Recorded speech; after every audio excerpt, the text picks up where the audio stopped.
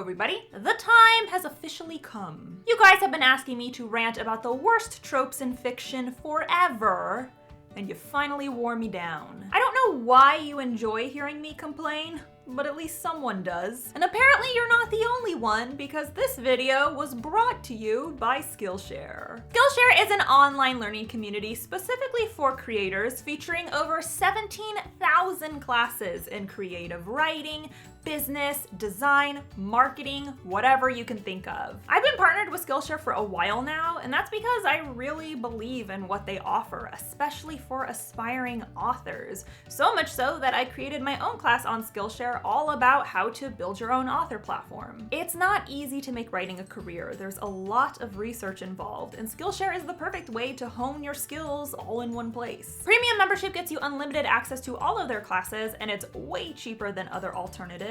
An annual subscription is less than $10 a month. I've seen so many people take my class on Skillshare and improve their writing platforms, and it just makes me so happy to see other people pursuing their dreams and doing well. As usual, if Skillshare's here, that means I'm not gonna leave you empty-handed, so stick around until the end of this video for a little something something. On a related note, my novel The Savior's Champion is currently available for pre-sale, and everyone who pre-orders it is eligible for my pre-sale giveaway. All participants will receive the first 5 chapters of The Savior's Champion. Grand prize winners will be selected on the release date, April 24th, and on top of that, I've got over 30 prizes to hand out once a week. Today, I'll be handing out another prize to a lucky winner, and it may or may not have something to do with Skillshare.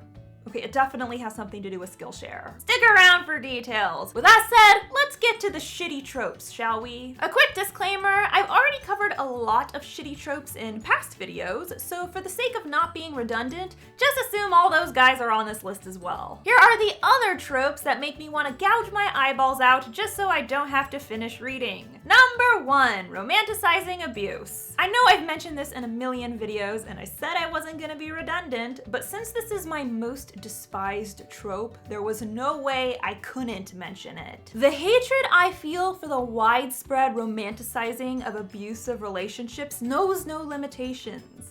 It makes me want to rage. It boggles my mind that this is an actual trend in fiction, so much so that publishers encourage their authors to write it. So I know this concept's kind of rapey, but impressionable young girls and unfulfilled wives eat it up. Plus, reinforcing self-hate in our female demographic is an actual and relatively successful marketing tactic. Also, there's a special spot on reserve for me in the 4th circle of hell. Readers, please stop buying this trash. I promise you, healthy relationships are much more entertaining. They're also way sexier because both parties are consenting and no one's being assaulted, which is nice. Number 2, the sexy bad boy and the plain Jane. I enjoy opposite pairings that bring an equal amount of goods to the table. But this is never how it's presented. He's sexy, he's brooding, he's got an 8-pack, he's a player, and she's plain. That's it. No man drowning in pussy is gonna fall for the human equivalent of a dish rag, first of all. Second, this is such a gross power imbalance. You're setting things up so that the dish rag can fawn over Mr. 8-pack and bend to his every whim, because everything he does in her eyes is magic. I can show you my dick. You've got a controlling douchebag and a woman with zero sense of self. Of course she's gonna be manipulated. Shining, shimmering penis. Number 3, the chosen one. I have no issue with a character being born into something, because that's just life. People are born into their ethnicity. They're born into royalty. That's just how bloodlines and genetics work. What I hate is that specific chosen one that we see all the time. They're probably a teenager, extra points if they just turned 16. It's their birthday, and suddenly things are happening that they just can't explain. This is when some supernatural person breaks the news to them. You're not like other girls. You're the chosen one. What? Not me! I just want to be a normal high school kid. Said no high school kid ever. Of course, there's no reason for them to be the chosen one, and even better, they really suck at the job. Sounds like a great book. for me to throw into the garbage. Number 4, the somber hipster dream girl. I feel like the manic pixie dream girl has been replaced with an insufferable hipster character. You can catch these characters right away because they usually have a grandma or grandpa name like Rupert or Geraldine, or they're named after a piece of nature like Birdie or Olive. They only wear wool thrift store sweaters, typically in burnt orange or baby puke yellow. They listen to vintage records, they discuss philosophy and speak in metaphors, and they're boring as fuck. Worst of all, the stories that feature these assholes often don't tell a story at all. Telling a story is too mainstream. This book is about themes, prose, and atmosphere. You know, stuff that could be interesting if there was a story attached to them. But there isn't, because this book sucks. Number 5, kill all the representation. If the character's black, they're gonna die. If the character's gay, they're gonna die too. If the character's black and gay, they're definitely fucked. And wouldn't you know it, now the only characters left are straight and white. What can you do?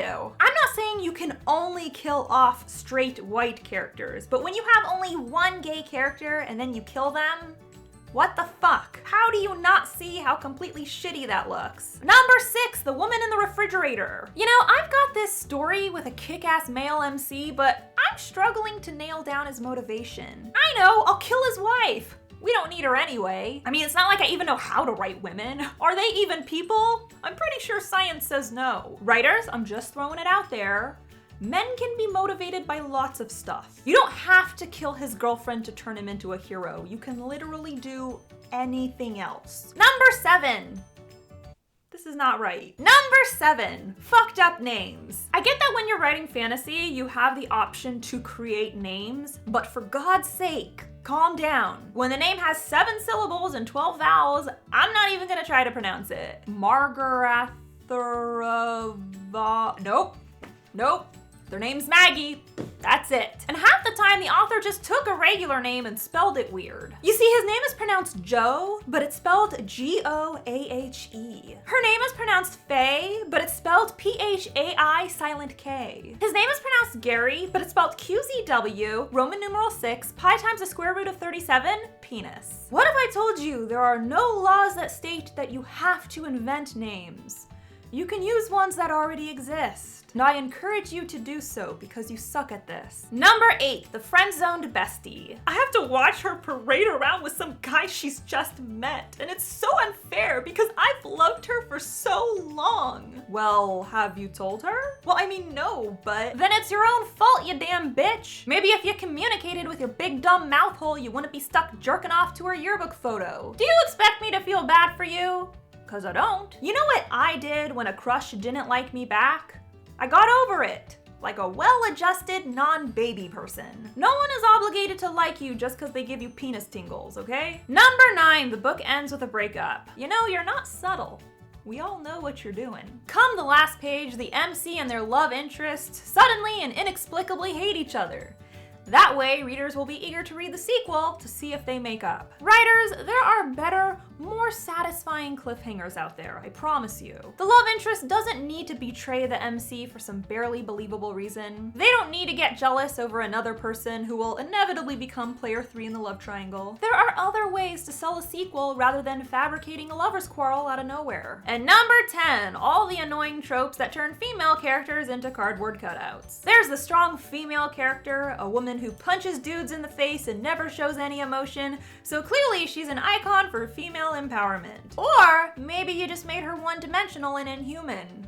Congrats on the suckage. Then we've got the fighting fucktoy, who is essentially the strong female character, except with her tits hanging out. Her job is to both shoot guns and cause boners, because she only exists for the sake of the male spank bank. Empowerment! And of course, we have Born Sexy Yesterday. She's an alien, or a robot, or some other creature with no knowledge of the world around her. But the male MC is gonna try to get it in anyway because she's a woman with a vagina. Pro tip, if someone was born yesterday, it doesn't matter if they have boobs. she's still a newborn, and you're still disgusting. So that's all I got for you today. These tropes are just the tip of the iceberg that is the giant crock of shit that fuels my undying hatred. I blame these tropes for my lack of faith in the human race. On that extremely positive note, we have some prizes to dish out. My pre-sale giveaway for the Savior's Champion is still going down, and today, one of you is going to win a free subscription for a full year of Skillshare Premium. That's 1 year with access to over 17,000 classes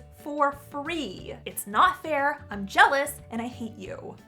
Okay, well, you bought my book, so I don't really hate you, but still. And the winner is this person. Thank you so much for pre-ordering the Savior's Champion. I know you're gonna love it. And a huge thank you to Skillshare for partnering with me. These guys are incredible, and I am such a fan of what they do for creators. If you're looking to improve your writing, maybe hoping to avoid committing the sins I listed in this video, definitely check out Skillshare. They have amazing classes available. And Skillshare is making it easier than ever to get in on the action. As a special treat just for you guys, they are offering 2 months of Skillshare Premium for just 99 cents to the first 500 people who click the activation link below. It's in the description, click it, you'll get access to thousands of classes for 2 full months for less than $1. And only the first 500 people are gonna get it, so you gotta move fast. What are you waiting for? Don't forget to subscribe to my channel. I post new videos on Mondays and Wednesdays, and if you wanna be alerted as soon as I upload, be sure to click that little bell down below. Then you'll always know when I upload a video. Oh, that rhymed. I didn't even do that on purpose. If you want to read an awesome book and have access to tons of prizes, pre-order the Savior's Champion and enter my pre-sale giveaway. The links are listed below.